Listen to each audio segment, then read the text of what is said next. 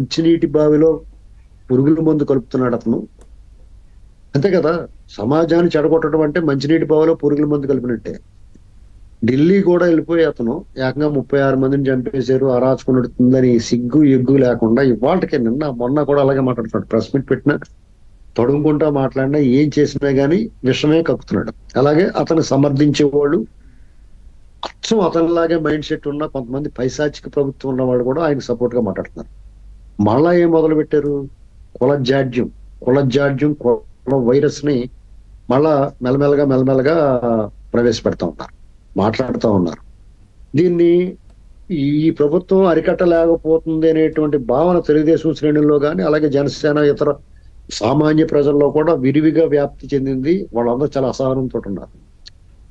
ఇది జగన్మోహన్ రెడ్డి అయినా సరే వీళ్ళు ఇంత సానుకూలంగా పద్ధతిగా ప్రజాస్వామ్యయుతంగా వ్యవహరిస్తున్నా గానీ, అంటే నేను ప్రజాస్వామ్యయుతంగా వ్యవహరిస్తున్నారని అంటున్నాను.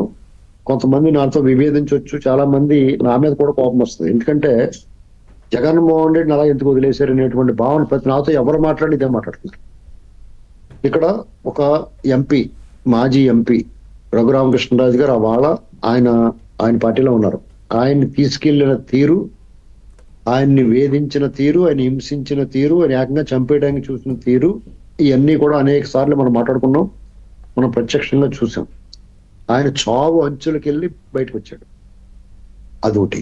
డాక్టర్ సుధాకర్ గారు, అనితారాణి గారు కానీ ఇలాగ అనేక మంది అధికారులు కానీ వాళ్ళందరినీ అన్యం పుణ్యం తెలియకుండా నిజాయితీగా ఉన్న ఏ పార్టీకి గొడుగు పట్టకపోయినా, ఏ పార్టీకి అడుగులకు మడుగులు ఒత్తకపోయినా సరే వాళ్ళ కులం పేరు చూపో మతం పేరు చెప్పో వాళ్ళని పక్కన పెట్టేసి ఇవాళకే వాళ్ళ పోస్టింగ్లు కొంతమందికి రాలేదు. వాళ్ళందరూ చాలా ఆగ్రహంగా ఉన్నారు. వాళ్ళ గురించి తెలిసిన వాళ్ళు కూడా చాలా అసంతృప్తితో ఉన్నారు. అయితే జగన్మోహన్ రెడ్డి కన్నా లోపల గుబులు ఉంది, బెరుకుంది. ఎందుకంటే అతను చేసిన అరాచకాలు మనకన్నా అతనికే ఎక్కువ తెలుసు కదా. మనకు కొన్ని తెలుసు, కొన్ని వెలుగులోకి వచ్చినాయి, కొన్ని వెలుగులోకి రాలేదు. ఆ భయాందోళన ఉండటం వల్ల అతను చుట్టూరు ఇలాంటి పరిస్థితి వస్తుందని ఎప్పుడు కూడా ఎగ్జిట్ పెట్టుకుంటారు ఈ టైప్ ముఠా వాళ్ళు. చూడండి, పూర్వం రాజులు సొరంగ మార్గాలు పెట్టుకునేవారు బయట పారిపోవటానికి. అలాగే ఇతను కూడా చుట్టూరు తన రక్షణ వలయం, దుర్భేద్యమైన రక్షణ వలయం ఏర్పాటు చేసుకున్నాడు. అనేక మంది సిబ్బందితో తన రక్షణ ఏర్పడిపోతుంది. తన ప్రైవేట్ సిబ్బంది, ప్రభుత్వ సిబ్బంది, అలాగే అసలు ఎంత ధనం వెచ్చించైనా సరే ఆడికి ఏం రోగమండి, అతను రక్షణ కావాలంటే అతను సొంత సొమ్ముతోటి పెట్టుకోవచ్చు. కానీ ప్రభుత్వ సొమ్ముని ఇవాళకి కూడా ప్రభుత్వ సొమ్ముతోటి అతను రక్షణ కోరుకుంటున్నాడు. అడుగుతున్నారు కదా సార్, 986 మంది సెక్యూరిటీ నాకు అంతకు ముందు ఉండాలి, నేను దిగిపోయే సమయానికి అది నాకు మళ్ళీ కావాలంటున్నారు ఆయన. అదే అడుగుతున్నాడు.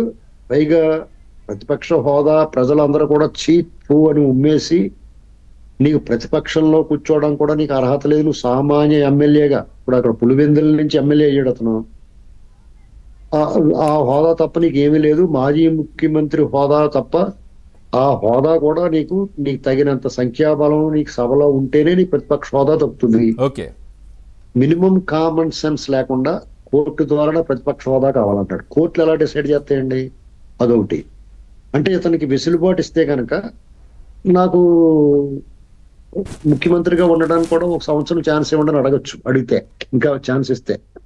ఇలాంటి పనులన్నీ చేస్తాడు. Right sir, right. ఇప్పుడు ఇంకొక మాట ఇతను చాలా పిరికివాడండి. ఇక్కడ ఆ తాడేపల్లి ప్యాలెస్ లో ఉంటే అమరావతి రైతుని అతను ఉసురు పెట్టిన విధానం, అలాగే అనేక వర్గాలని ప్రజల్ని ఇతను హింసించే దారి కూడా లేకుండా వాళ్ళ చుట్టుపక్కల వాళ్ళందరినీ అక్కడి నుంచి తరిమేసి చేసిన వాళ్ళందరూ వచ్చి కూర్చుంటారేమో ఇంటి దగ్గర. అలాగే వాళ్ళ కార్యకర్తలందరూ కూడా వచ్చి అతను నిలదీస్తారేమో, మమ్మల్ని ఎందుకు ముంచావు ఇలాగా, నీ నిద్రమోహం వేసుకుని నీ ఎర్రనవ్వులు నవ్వుకుంటా పిచ్చి చూపులు చూసుకుంటా ఎందుకు మమ్మల్ని ఎలా ఇబ్బంది పెట్టావు అని అడుగుతారేమో అన్న భయం అయితే అతనికి ఉంది. అందుకనే అతను తాడేపల్లి ప్యాలెస్ ని విడిచిపెట్టి బెంగళూరులో తలదాచుకుంటున్నాడు. అయితే అక్కడి నుంచి కొత్తగా కుట్రలో ఏ రకంగా ఈ ప్రభుత్వాన్ని బదనాం చేయడానికి అవకాశం ఉంటుందో అని చెప్పేసి కాగడా వేసుకుని వెతుకుతున్నాడు. కానీ వీళ్ళు అతని కంటే గనుడు ఆచంట మల్లనన్నట్టుగా అతను ఎక్కడా కూడా మట్టగిడసలాగా జారిపోతారు, దొరకట్లేదు. అందుకని అబద్ధాలు ప్రచారం చేస్తుంది. అయితే ఏదో రోజు ప్రజల చేతిలో ఆల్రెడీ ఒకసారి పరాజయం అనేటువంటి పరాభవం పొందాడు.